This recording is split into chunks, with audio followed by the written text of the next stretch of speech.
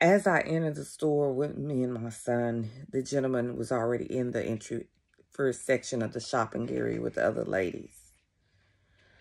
What happened was he said, I told you I'll never judge, basically. So they rather risk not making a dollar. Need me mind you, they only make a minimum of $14 an hour plus probably commission depending on what um, position they hold. But this happens time and time in a lot of upscale designer stores of workers, stereotyping based on skin color or the way you dress. See, you cannot shop or you cannot be a worker determining based on a person's looks all the time. Because this is one thing for a fact.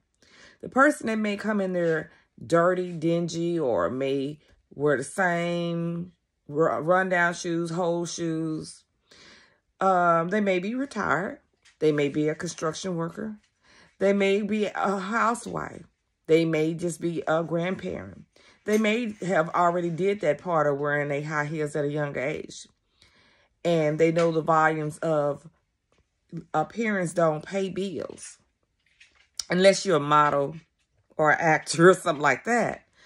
But the fact is, stereotyping prejudiced racist ways to not service a certain skin tone or a nationality that you're ignorant about.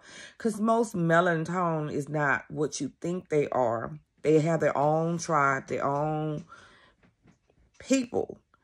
And just because the skins may be similar, don't mean that the same mindset, does that define their behaviors or where they from or their cultures or how they're raised.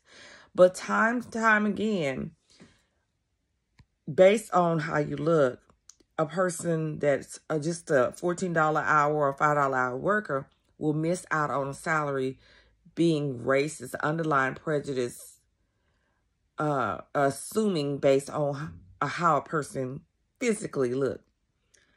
So he serviced me and they look like shit and they face drops. So I started going towards the back, following behind him. He said, come here.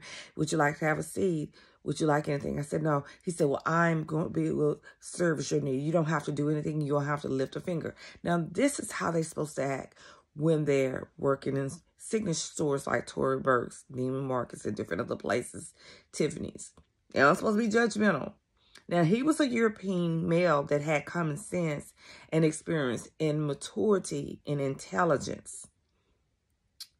He continued to service me. He didn't stop to go service someone else and ignore me like most do.